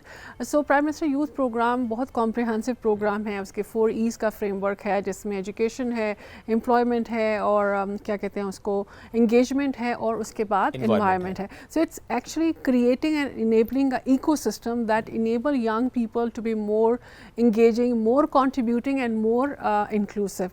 So my role would be more about, because nothing comes as gender neutral. We're talking about young people, we're talking about youth empowerment, but it's not gender neutral. Okay. So I'll be more contributing on it, that all the policies, all the frameworks, all the initiatives are more gender focused. So as Sabine was saying that 49% of us belongs to women and young girls, of course. So they should also be part of that all, but that should be intentionally. It's not like we say it's for young people and obviously everybody comes in. No. You have to make very intentionally efforts. And when we say women, it does not mean women in general, cisgender. It also includes transgender women. It also includes women from different minorities, women from people with disabilities and women with disabilities. So that includes everyone. And also जो कि थोड़े फार remote regions हैं, जैसे आपने बताया कि मेरा ताल्लुक बलूचिस्तान से है, तो वहाँ के जो हमारी बच्चियाँ हैं, जो ख़वातीन हैं, उनके लिए हम कैसे इनेबलिंग एनवायरनमेंट क्रिएट कर सकते हैं। तो I will be more contributing on this side of the अभी इस program. सिचुएशन के लिहाज से आपको क्या लगता है कि बिकॉज हम वुमेन एम्पावरमेंट की तो हमेशा बात कर रहे होते हैं, बट आपने बड़ी अच्छी बात की कि इसमें तो ट्रांस वुमेन भी आती हैं, ट्रांसजेंडर वुमेन, उनको किस तरह से हम अपॉर्चुनिटीज़ प्रोवाइड करें। अभी आज भी हमें ऑफिस में वो बहुत कम नज़र आ रही होती हैं, अवेयरनेस उस लिहाज से नहीं है, एक्सेप्टेंस उस लिहाज से नहीं है। हालांकि 2026 में हम हैं और हम राइट्स पे बात कर रहे होते हैं उनके, लेकिन आज भी वो राइट्स उनको उस तरह से नहीं मिल रहा, क्योंकि एज अ सोसाइटी हमारे अंदर मसाइल हैं कि अगर उनको कोटा दे भी दिया जाता है तो उस ऑफिस में, उस जगह पे, उस वर्क एनवायरनमेंट में उनकी एक्सेप्टेंस नहीं होती, तो वो उस तरफ जा नहीं रही होती, वो वहाँ से छोड़ देती हैं। सो इसको आप किस तरह देखती हैं, कैसे हम इस चीज़ के ऊपर काम कर रहे हैं? अच्छा सबीन, कॉन्स्टिट्यूशन ऑफ पाकिस्तान जो बहुत क्लियरली बात करता है इक्वालिटी की, इंक्लूजन की, regardless of your gender, sex, religion, faith etcetera, लेकिन ऑफ कोर्स जब एग्जीक्यूशन में चीज़ें आती हैं तो बहुत सिस्टमेटिक चैलेंजेस और बैरियर्स आते हैं। हम 26 में ज़रूर बैठे हैं, लेकिन पाकिस्तान ने जब ट्रांसजेंडर को रिकग्नाइज़ किया है वो 2018 में किया है। तो बेसिकली इस कानून की उम्र, जो रिकग्निशन की उम्र है, वो 8 साल है, और मैं अगर उस 8 सालों का अहाता करूँ तो हमने बहुत अचीव कर लिया है। 2018 के इलेक्शन में आपके 5 ट्रांसजेंडर कैंडिडेट्स ने कंटेस्ट किया, जिसमें से 3 लोगों ने जनरल सीट पे कंटेस्ट किया, 2 लोगों ने पार्टी टिकट पे कंटेस्ट किया। वी न्यू कि they are not gonna win, that was very obvious, क्योंकि आपके पास वो इंफ्रास्ट्रक्चर नहीं है, वो इनेबलिंग सिस्टम नहीं है, but they learn how to deal with media, how to conduct press conference, how to make their election manifesto. उसके बाद हमने देखा कि जब इलेक्शन 24 हुए, जनरल इलेक्शन हुए, उसके अंदर भी उनकी एक बड़ी तादाद आई, नादरा उनकी रजिस्ट्रेशन शुरू की, इलेक्शन कमीशन के अंदर वो जो है एज अ वोटर रजिस्टर होना शुरू हुए। पाकिस्तान की नुमाइंदगी पूरी दुनिया में आपकी ट्रांसजेंडर कम्युनिटी कर रही है, वो जिनीवा का सीडॉ का सेशन हो, वो हार्वर्ड यूनिवर्सिटी हो, वो शिवनिंग की स्कॉलरशिप्स हों. So our transgender fellows they are making a difference, they are making Pakistan proud. आपकी लॉयर्स ट्रांसजेंडर वुमेन हैं who are actively working in mainstream. आपके पास मेडिकल डॉक्टर्स ट्रांसजेंडर वुमेन हैं, आपके पास PhD स्कॉलर्स ट्रांसजेंडर वुमेन हैं. So it is just about recognizing their gender as equal as any citizen in Pakistan, and they are contributing more than what we are offering them as a state. तो मुझे लगता है कि हमारा सफ़र थोड़ा सुस्त ज़रूर है, लेकिन we are on right way, right path. और इंशाल्लाह जब हम अगले 2 साल बाद मिलेंगे तो we'll be having चीज़ें more और बेहतर हो चुकी होंगी, बट स्टिल वो जो सफ़र है उसको हमने और आसान बनाना है. बिल्कुल. When it comes to gender equality and women's empowerment, जो हमारे अहदाफ हैं, जो जो इंटरनेशनल लेवल पर भी होते हैं, पाकिस्तानी कॉन्टेक्स्ट में भी होते हैं, हमारे डायनामिक्स में होते हैं. हर्डल्स क्या हैं, चैलेंजेस क्या हैं, हम इसको ज़रा एड्रेस करना चाहते हैं. अगर आप इसमें हाईलाइट कर सकें कि ये आपके ऑब्जर्वेशन है कि ये वो और रुकावटें हैं जो कि हम आसानी से हटा सकते हैं. आसानी से तो नहीं हटा सकते हैं, पॉलिटिकल विल से हटा सकते हैं और कलेक्टिव एफर्ट से हटा सकते हैं. मेरा जो एक्सपीरियंस है इतने सालों से, और as a women right activist myself, मुझे ये लगता है कि सबसे बड़ा चैलेंज, क्योंकि देखो जो भी मसला होता है ना वो कभी साइलों में नहीं होता. वो ऐसा नहीं हो सकता कि वो सिर्फ एक मसला है. इसका मतलब है कि वो कहीं मसलों का कनेक्टेड है और किसी मसले का वो आउटकम है और किसी मसले को जनरेट कर रहा है. जो ख़वातीन की एम्पावरमेंट का मसला है, जो जेंडर इक्वालिटी के अहदाफ का मसला है, प्रॉब्लम यह है कि हमें सबसे पहले ये एक्नॉलेज करना पड़ेगा कि हम बहुत बड़ी पॉपुलेशन है. बिल्कुल. We are almost 240-250 million people, right. और अगर आप उसको 50% भी कहते हैं तो it's a lot. We are so many people in this country as compare to the available resources we have. It's not कि हम चाहते नहीं हमारे पास ज़्यादा रिसोर्सेज हों, लेकिन लिमिटेशंस हैं. रिसोर्स जनरेशन हमारी बहुत कम है, उसके अंदर प्रॉब्लम है. तो सबसे बड़ा प्रॉब्लम हमें एक्नॉलेज करना है कि हमारी आबादी ज़्यादा है, और उस आबादी की जब हम फैमिली प्लानिंग की बात करते हैं, जब हम फैमिली को प्लान करने की बात करते हैं, तो हमें वहाँ ये देखना है कि जब लोग ज़्यादा होते हैं आपको ज़्यादा रिसोर्सेज चाहिए. Even if you have more resources, it's a very hard job to manage more. Absolutely.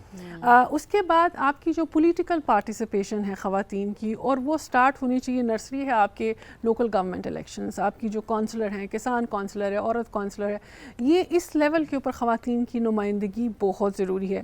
Not only कि आपके जो अहदाफ हैं they look good for international reporting, but also कि आपको समझ आ रही होती है कि वहाँ आपने चार्ज दे दिया है ख़वातीन को. अब एक ख़ातून जो मोहल्ला काउंसलर है, जो अंदर मोहल्ले के अंदर से आई है, अपनी कम्युनिटी के अंदर से आई है, वो कोई भी कम्युनिटी हो सकती है. We are such a diverse nation. हमारी ज़ुबानें मुख्तलिफ हैं, हमारे कल्चर मुख्तलिफ है, इवन हमारे डायलेक्ट्स हर कुछ किलोमीटर्स के बाद बदल जाते हैं. Even if we are Punjabis, तो पंजाबीज़ के अंदर they are like 100 of dialects, Pashtuns के अंदर 100 ऑफ डायलेक्ट्स. तो वो ख़ातून जब अपनी लैंग्वेज में अपनी कम्युनिटी के साथ इंटरेक्ट करेगी, उनका चार्टर ऑफ डिमांड लाके डिस्ट्रिक्ट गवर्नमेंट में देती है, डिस्ट्रिक्ट से प्रोविंशियल गवर्नमेंट में आती है, दैट मेक्स अ डिफरेंस. दूसरी इंपॉर्टेंट बात यह है कि जब आप बजट की एलोकेशन करते हैं, मेरे आपके सबीन के आइडियाज़ जितने भी वंडरफुल हों, if we do not have fuel to run those ideas, मेरी गाड़ी के अंदर फ्यूल नहीं है, रिगार्डलेस कि वो कितनी एक्सपेंसिव गाड़ी है, रिसोर्सेज, और फिर आप इंटेंशनल रिसोर्स एलोकेशन करें कि अगर आप मदर चाइल्ड हेल्थ की बात कर रहे हैं, अगर आप गर्ल्स एजुकेशन की बात करें, अगर आप एम्प्लॉयमेंट और इंगेजमेंट की बात करें, तो उसका मैकेनिज़्म क्या है, उसमें कितना रिसोर्स इन्वेस्ट होगा. पाकिस्तान इतने रिसोर्सेज खुद से नहीं लगा सकता, विच मीन्स कि we have to rely on international community. और आप ज़्यादा से ज़्यादा ख़वातीन को इनकरेज करें कि वो आपकी इकोनॉमिक वर्क फोर्स का हिस्सा बने. It is not only about कि वो आपकी पॉपुलेशन का 50% है, but they should also be making 50% of your resources. उसमें चैलेंजेस क्या हैं इस वक्त, आप क्योंकि आप भी इस हवाले से काम बहुत ज़्यादा कर रही हैं, क्या रुकावटें हैं आज भी? आज भी रुकावट ये है कि हम रिकग्नाइज़ नहीं कर रहे कि हम बहुत ज़्यादा लोग हैं. हम ये रिकग्नाइज़ नहीं कर रहे कि हमने गर्ल्स एजुकेशन पे फोकस कर लिया, हमने जेंडर इक्वालिटी पे फोकस कर लिया, लेकिन हम इनेबलिंग एनवायरनमेंट नहीं दे रहे. I really want to do something, लेकिन मैं बाहर वॉक नहीं कर सकती, मैं स्कूल नहीं जा सकती, मैं यूनिवर्सिटी नहीं जा सकती, मेरी पब्लिक ट्रांसपोर्ट सेफ़ नहीं है, मेरा ऑफिस सेफ़ नहीं है क्योंकि वहाँ हरासमेंट हो रही है. अगर मेरा बच्चा है, अगर मैं प्रेगनेंट हूँ और मेरी जो वर्क स्पेस है वो इनेबलिंग नहीं है, वहाँ पर कुछ चाइल्ड केयर का इंतज़ाम नहीं है, अगर चाइल्ड केयर बन रहे हैं, यूनिट्स बन रहे हैं, तो वो उस तरह से सेफ़ नहीं है where I can leave my child for few hours. तो वो पूरा एक सपोर्ट सिस्टम चाहिए आपको, क्योंकि एक औरत अकेली नहीं आती है, she brings the entire family. इसका मतलब ये है कि मसला हमारे रवैयों में है, हमारी सोच में है. बाकी चीज़ों पे तो काम हो रहा है, मज़ीद होने की ज़रूरत है, अपॉर्चुनिटीज़ भी हैं, अपॉर्चुनिटीज़ भी हैं. मैं वही बात कर रही थी कि अगर देखें वो अपॉर्चुनिटी मिल भी जाती है, सो उस अपॉर्चुनिटी पे बहुत ज़्यादा ख़वातीन बहुत टाइम तक नहीं रह पा रही होती, नहीं बिल्कुल अपना नहीं काम कर रही, पा रही क्योंकि होती। इनेबलिंग एनवायरनमेंट नहीं नहीं है। तो रवैये कहाँ से बदलेंगे? जो प्राइवेट पब्लिक सेक्टर की पार्टनरशिप है उसके अंदर बड़ी इंपॉर्टेंट है कि हम अपनी पॉलिसीज़ रिव्यू करें। पॉलिसीज़ कौन बना रहा है? जो CEOs हैं are they Top level all, से। I'm not against men but I'm saying sadly it's all men dominated. CEOs कौन है ज़्यादा आपके? 99% आप देखिए आदमी हाँ, आपके, लेस देन 1% टॉप रोल में खवातीन आप हैं। टॉप रोल में है, आपकी वो जो ग्लास सीलिंग है सब कुछ है, तो मैं हूँ ही नहीं डिसीजन मेकिंग के अंदर, तो हाउ डू आई अच्छा, डिसाइड? ये वाली बात भी एक्सेप्ट करवाना बड़ा मुश्किल है कि ये मेल डोमिनेंट सोसाइटी है, क्योंकि जो पहले कुछ disclaimer इदारों देना के- पड़ता है। जो कुछ इदारों से लोग आते हैं हमारे पास, अक्सर वो आके कहते हैं कि वो दौर गया, अब कौन सा दौर है जहाँ पे तो खवातीन ही लीड करी हैं। बट आप एक्चुअली आप On ground देखें। स्टैट्स निकाल कर देखें या आप ऑन ग्राउंड देखें तो लीडरशिप पोजीशंस पे आपको खवातीन नहीं दिखाई देंगी। और जहां पर हैं वहां पे आप ये देखें कि मर्दों का रवैया क्या है, वो एक्सेप्टेंस नहीं है। है ही नहीं। मेरी मैनेजर बॉस खातून, मेरा लीडर, मतलब ये है मसला, सोच का मसला है, वो एक्सेप्टेंस मर्दों के अंदर नहीं है। वो एक्सेप्ट नहीं करते किसी औरत को प्रोग्रेस, मेजॉरिटी की बात मैं कर रहा हूँ, खातून को प्रोग्रेस करता देखना एक्सेप्ट नहीं हो रहा। एट द सेम टाइम जो रवैयों की बात हम करते हैं कि आज भी अगर एक औरत एम्पावर्ड है, डिसीजन मेकिंग में है, फाइनेंशियली इंडिपेंडेंट है, तो राय क्या उसके बारे में आ रही होती है? नहीं नहीं, ये तो बड़ा मुश्किल है इससे डील करना।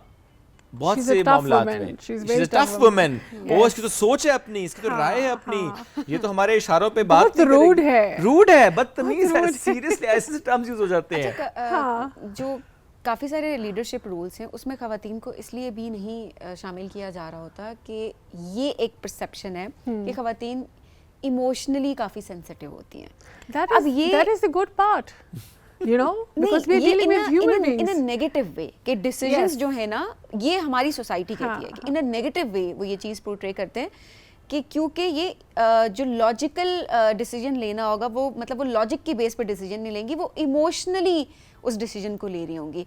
बट ओवरऑल हम अगर देखें तो ख़वातीन अपने इमोशंस को बहुत अच्छे तरीके से मैनेज करती हैं, क्योंकि वो डिफरेंट रोल्स में हर तरफ इस सोसाइटी में एग्जिस्ट कर रही हैं। मल्टीपल रोल्स हम वो at a पहली time play बात कर तो रहे एक होते हैं। औरत है, उसके बाद वो एक माँ भी है, उसके बाद वो एक बहन भी है, वो बेटी भी है, वो वर्क प्लेस पे वो एक सर्टन रोल में है। और मैंने नहीं देखा आज तक, मैं सोशल मीडिया पे ये चीज़ पढ़ी थी कि किसी खातून ने तेज़ाब उठाया और इमोशनली अपने आप को मैनेज ना, रिजेक्शन पे ना किया और आके तेज़ाब किसी मर्द के मुंह पे ऐसे भी केसेस हैं, बहुत कम है लेकिन है। बट वो आटे में नमक के बराबर ना कि आप उनको, आई थिंक हमें उस लेंस में देखना ही नहीं है कि अच्छा खातून है मर्द है, बिकॉज वहाँ पे चीज़ें ख़राब हो जाती हैं। हमें एक एबिलिटी पे देखना है, काम क्या हो रहा है, किस रोल एंड रिस्पॉन्सिबिलिटी में कौन क्या काम कर डिलीवरी क्या है। वो जो आपने इमोशनल की बात की और आप भी जो कह रहे हैं ना कि बड़ा पॉजिटिव, मैं इसको इस निगाह से देखता हूँ, अगर समहाउ किसी सिचुएशन में ऐसा डिसीजन आया भी है, ऐसा हुआ भी है, उसका जिम्मेदार कौन है? We as a man are responsible for that. हमने वो माहौल क्रिएट किया है, हमने प्रेशराइज किया है, हमने उसको तंग किया है, परेशान किया, तब जाके उसका रिएक्शन आया है। तो रिस्पॉन्सिबल खातून वहाँ पर नहीं है, वो मर्द रिस्पॉन्सिबल है जो कि उसके आसपास थे, जिन्होंने वो माहौल में उसको लिटरली अनकंफर्टेबल किया। देखो एक इकोसिस्टम है ना, उसमें तमाम जेंडर के लोग शामिल हैं, तमाम बिल्कुल। रोल्स के लोग शामिल हैं, और जहाँ जहाँ ख़वातीन लीडरशिप रोल में यू वुड सी कि वो ऑर्गेनाइजेशन बेहतर परफॉर्म बिल्कुल कर रही ऐसे हैं। ही है। For example because I had an NGO my self, और हम एक फेमिनिस्ट काम करते हैं, ख़वातीन के लिए काम करते हैं, ट्रांस के लिए काम करते हैं, तो हमारे इदारे पे 2 दिन जो है वो पीरियड्स लीव मिलती है। ये एक आदमी CEO कभी नहीं सोचेगा, ठीक है। और हमारे यहाँ ट्रांस काम करते हैं तो वो जो अपनी हार्मोनल थेरेपी कराते हैं, वो शॉट्स लगाते हैं, तो उनके जो है ना वो पूरे हार्मोन्स डिसबैलेंस हो जाते हैं, दे नीड रेस्ट। हमारे यहाँ 2 दिन वो छुट्टी मिलती है, and you can take this 2 days off paid leave है, और किसी भी दिन ले सकते हैं आप। और हमारा स्टाफ किसी भी दिन किसी भी टाइम ऑफ द डे कह सकता है कि I am feeling very low, I need a break. तो बिकॉज मैं खातून हूँ, आई एम सेंसिटिव इनफ, तो I would not even question. आदमी तो कहेगा कि तुम्हारी तनख्वाह काट लूँगा, यू नो, और इतना प्रेशर होता है क्योंकि आदमी को भी एक सर्टन तरीके से कंडीशन किया गया है। हमें दोबारा रिव्यू करना है कि हमसे गलती कहाँ पे हुई है। हमने फोकस कर दिया लड़कियों के एजुकेशन पे, लड़कियों को एम्पावर करने पे, लड़कों को हमने इग्नोर कर दिया। तो देखो लड़कियों ने अकेले तो कोई प्लानट नहीं बनाना ना, प्लानट तो एक ही है अभी फ़िलहाल, मार्स का तो पता नहीं हम तब तक होंगे कि नहीं। तो this is the only planet we have, यही शेयर करना है, इसी पे को एग्जिस्ट करना है। तो हमें लड़कों को भी इंगेज करना है, हमें आदमियों को भी इंगेज करना जो है। हमारे सोशल मीडिया इन्फ्लुएंसर्स में एक्टर्स को भी उसमें ज़रूर शामिल करूँगी, बिकॉज उनकी एक ह्यूज फॉलोइंग है और वो इन्फ्लुएंस क्रिएट कर रहे हैं। जब हम उनकी तरफ से इस तरह की कुछ स्टेटमेंट्स देख रहे होते हैं, क्योंकि वो ये आवाज़ें ख़वातीन की तरफ से हैं, वो मर्दों की तरफ से नहीं है कि अक्सर हम ऐसी कि फ़ाइन है, मैं तो डिपेंडेंट रहना चाहती हूँ अपने मियाँ पे, कमा के क्या करना है, खातून का घर ये है, मॉम गिल्ट और बाकी ख़वातीन को मैं कहूँगी इनडायरेक्टली आप डिस्करेज कर रहे हैं, उस माँ को डिस्करेज कर रहे हैं कि वो घर से निकल के काम कर रही है। आप ओवरऑल कोई पॉजिटिव इम्पैक्ट नहीं क्रिएट करे। If you are privilege and you don't want to work, that's completely your choice. आप किसी और को आकर अब शो ऑफ करके किसी तरह से कोई स्टेटमेंट दे के कोई चीज़ प्रेजेंट करते हैं, देन यू लाइक ये मेरे अपनी व्यूज़ हैं। वो अगर किसी को इन्फ्लुएंस कर गए वो व्यूज़, तो वो आपके व्यूज़ नहीं है सिर्फ ना, वो उसका एक इम्पैक्ट आ गया किसी के ऊपर, तो वो पर्सनल तो कुछ रहा नहीं, वो तो पब्लिक हो गया। ये कितना अहम किरदार अदा कर सकते हैं ये तमाम लोग कि आवाज़ उठाएं और इस तरह की स्टेटमेंट्स मत दें। अच्छा सबीन, बड़ी इनसेंसिटिविटी है लोगों के अंदर। जो प्रिविलेज आती है ना, वो ज़्यादा रिस्पॉन्सिबिलिटी के लिए आती है। मैं एक सर्टन पोजीशन होल्ड करती हूँ सोसाइटी में, ऑफ कोर्स मेरा उसके पीछे काम है, मेहनत है, whatever, but I enjoy that privilege कि अच्छा I am known right activist, I had award from the president, now I am nominated as focal person. तो इसका मतलब ये नहीं कि मेरे पास ज़्यादा लिबर्टी आ गई, इसका मतलब है कि मेरे ऊपर ज़्यादा रिस्पॉन्सिबिलिटी आ गई। मुझे हर लफ्ज़ बोल के, तोल के, सोच के बोलना है कि अच्छा ये बोलना है कि नहीं बोलना। हम 10 चीज़ें कंडेम करते हैं, ये रेप नहीं होना चाहिए था, ये असॉल्ट नहीं होना चाहिए था, ऑनर किलिंग, कोई हमें मुंह नहीं लगाता। ठीक है, एक एक्ट्रेस आती है, वो आके कहती है I am really upset on that, और पूरे आपके डिजिटल ई मैगजीन्स भर जाते हैं, ओह she showed her, she is upset, she is deeply concerned. So she has this power, she has this privilege, and now it is her or their responsibility to reflect that in their saying, whatever they're saying, the selection of words. आपकी privilege है कि आप ये कह सकती हैं कि you don't want to work, क्या? लेकिन सब ख़वातीन के पास ये privilege है, they have to feed their families, their children, even for themselves. Yes. मतलब अगर आपके for pass their own quality of life, for your own quality of life and for your own choices also, right? तो आप जो भी बोल रहे हैं, especially if you're holding any certain position, be in sports, entertainment or any political figure, you have to be very responsible. हमारे लोग बहुत इंसेंसिटिविटी से बात करते थे, और मैं फिर कहती हूँ अच्छा ये 4 दिन से हम कैंपेन चला रहे थे, किसी ने मुंह नहीं लगाया, और ये आए हैं, ये आई हैं, मर्द है, ये खातून है, ये आई, इन्होंने कहा कि आई एम वेरी अपसेट, और पूरे डिजिटल मैगजीन और इंस्टाग्राम में see just like oh she is deeply concern और she has made such a nice tweet. तो आप कहते हैं अच्छा आपके पास इतनी पावर है तो please utilize it otherwise. Utilize your position, ये बड़ा इंपॉर्टेंट है। जैसा आपने भी कहा ना, मुझे एक सर्टेन कैपेसिटी कैपेबिलिटी होती है ना आपके अंदर इन्फ्लुएंस करने की, उसमें आप ये ना सोचेंगे नहीं मेरी तो आवाज़ सिर्फ 4 लोग ही सुनेंगे, एक तक भी जा रही तो रिस्पॉन्सिबिलिटी आप पे आई होती है। And once you have a reach of millions, तो फिर तो रिस्पॉन्सिबिलिटी आपने जिस तरह ज़्यादा बढ़ गई, बहुत बढ़ जाती है। वो पर्सनल चॉइस नहीं है, जब आप पब्लिक फिगर हैं तो फिर आपने जो बात करनी है उसका एक इम्पैक्ट होता है उसमें। थैंक यू वेरी मच, साथ मौजूद थे आप, so great to have you. जिस तरीके से आज हमने गुफ्तगू की है, रियली विश एंड होप के जो हर्डल्स हमें नज़र आती हैं, हम सब मिलकर सिर्फ उस पर बात ना करें, हम एक्चुअली काम करें। वो छोटे छोटे स्टेप्स ही क्यों ना हो, इंडिविजुअल लेवल पर ही क्यों ना हो, हम सबको लेने हैं ताकि हम एज अ कलेक्टिव नेशन आगे बढ़ सकें। एक ब्रेक की तरफ जाएंगे, ब्रेक से वापस आएंगे, रहिए साथ। ये है rising Pakistan.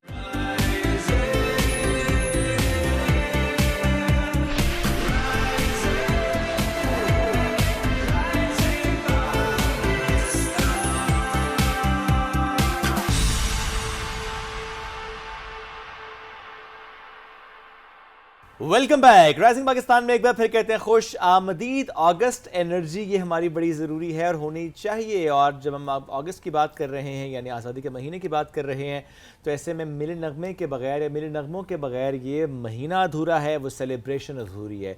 And when we से मिली नगमा, तो वो सिर्फ किसी खूबसूरत धुन का या अल्फाज का मजमुआ नहीं होता, उसमें वतन से मोहब्बत का इजहार होता है, बल्कि बिल्कुल आप समझें कि वो एक ऐसा हार होता है जिसमें हर हर मोती इस अंदाज से पिरोया होता है कि बड़ा खूबसूरत अंदाज और मिजाज वतन से मोहब्बत का। सो आज एक ऐसे ही ज़बरदस्त सिंगर से हम आपकी मुलाकात कराने वाले हैं जो कि पिछले कई सालों से माशाल्लाह काम कर रहे हैं। ज़्यादा काम उन्होंने पश्तो में किया, बट दिस ईयर उन्होंने एक नया जो अपना मिली नगमा है वो रिलीज़ किया है उर्दू एंड पश्तो में।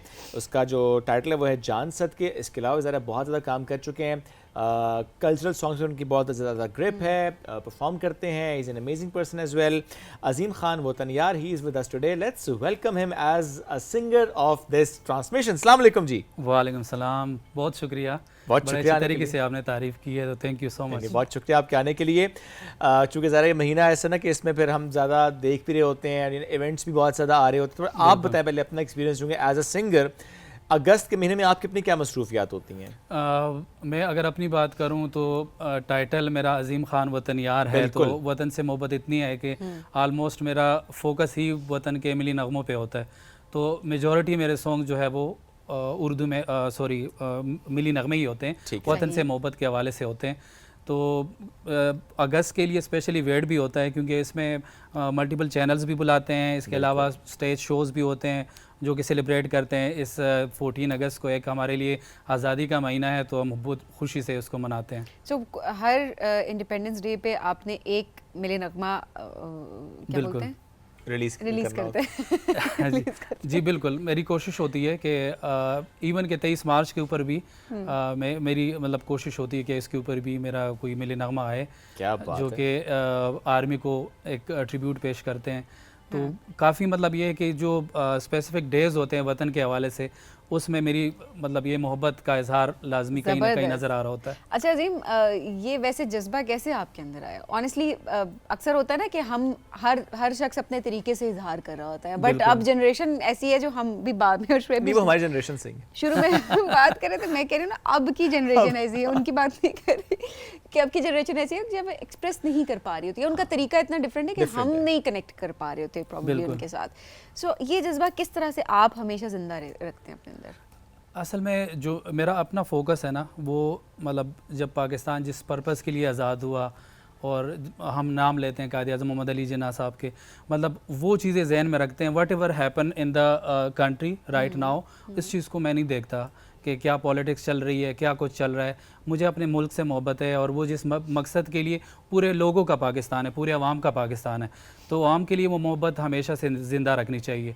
और ये मोहब्बत कब से आई? तो इसमें स्कूल लेवल से हमारा स्टार्ट हुआ। उसमें मतलब ये कि हमारे इवेंट्स होते थे, फंक्शन होते, उसमें पार्टिसिपेशन करना, तो ये एक जज्बा वहाँ से हुआ। और फिर टीचर्स आपको सिखाते हैं कि वतन से मोहब्बत करनी है, उसका बहुत अहम रोल होता है। तो उसका फिर साथ पेरेंट्स का, तो वो कम्बिनेशन करके फिर मेरे मतलब ये कि जज्बात में शामिल हुए सारी। अच्छा, इसके अलावा आपका एक और भी आपने रिलीज़ किया था, मेरा फ़लस्तीन।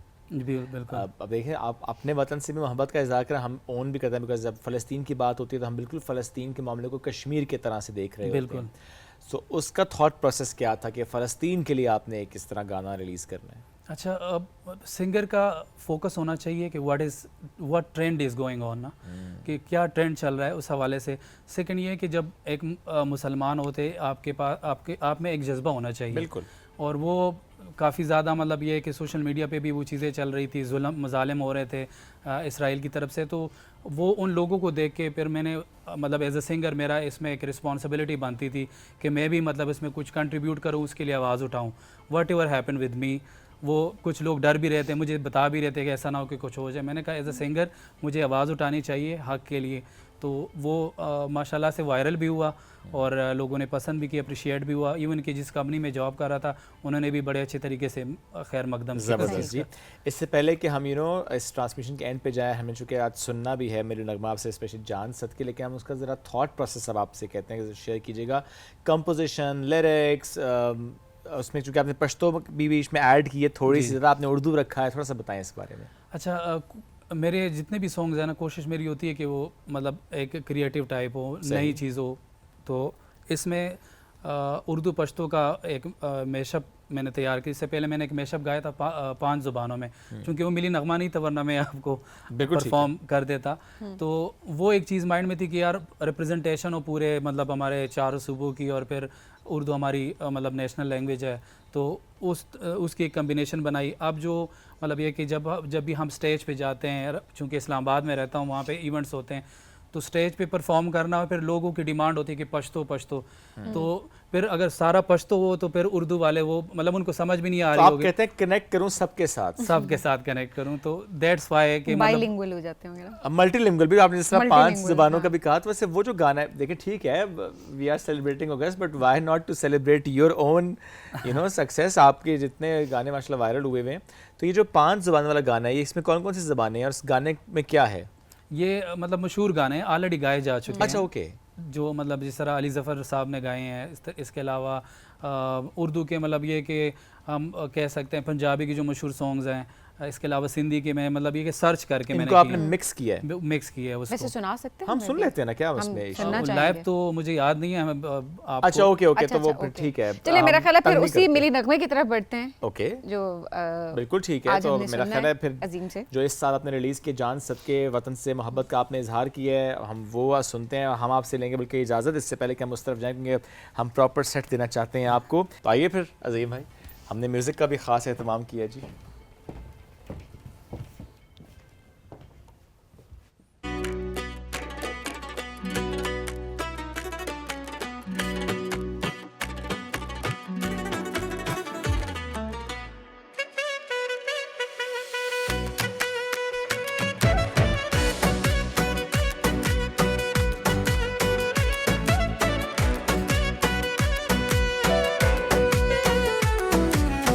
वतन की सरजमी पर दिल नचावर जान सदके, वतन की खाक हर पल तुझ पे हम कुर्बान सदके, वतन की सरजमी पर दिल नचावर जान सदके, वतन की खाक हर पल तुझ पे हम कुर्बान सदके, वतन की सरजमी पर दिल।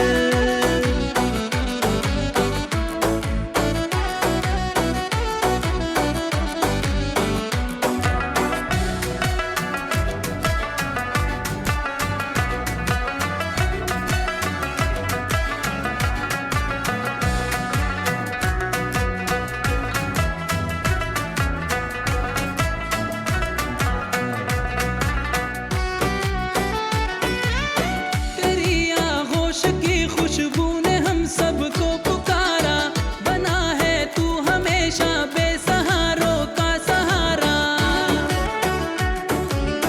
तेरी आगोश की खुशबू ने हम सबको पुकारा, बना है तू हमेशा बेसहारों का सहारा।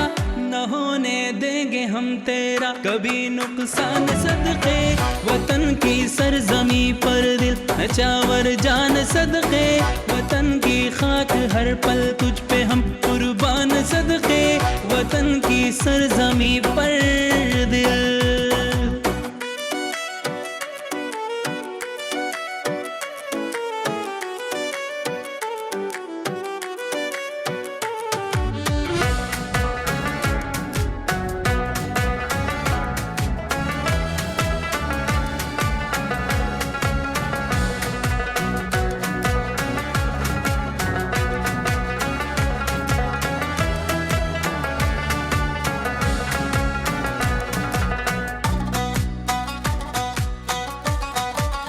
زخبل ازمك الاسمانهم بالا غنما، وطن گرد لتك شانهم بالا غنما. زخبل ازمك الاسمانهم بالا غنما، وطن گرد لتك شانهم بالا غنما.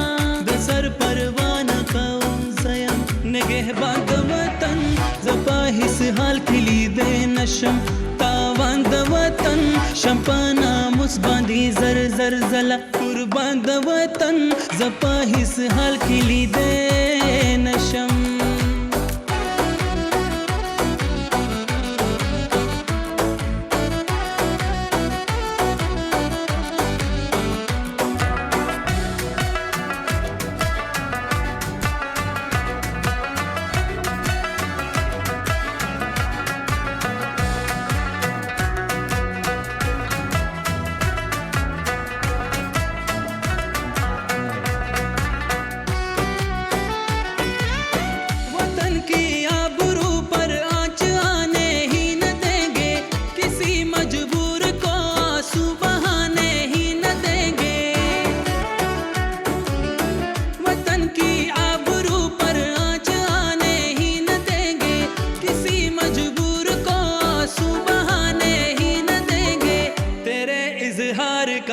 पर हो हर अरमान सदके, वतन की सरजमी पर दिल नचावर जान सदके, वतन की खाक हर पल तुझ पे हम कुर्बान सदके, वतन की सरजमी पर दिल।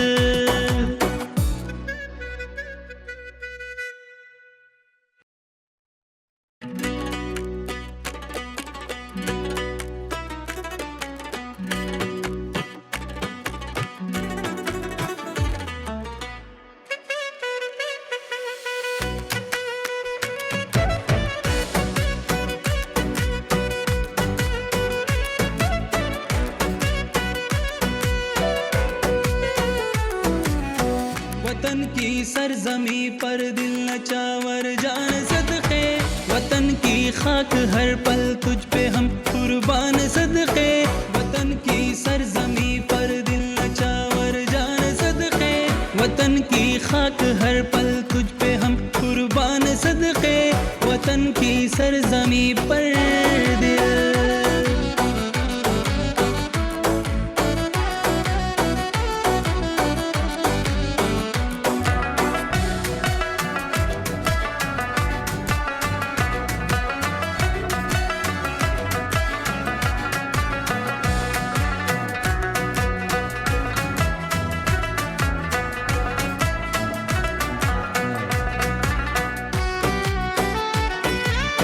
तेरी आगोश की खुशबू ने हम सबको पुकारा, बना है तू हमेशा बेसहारों का सहारा।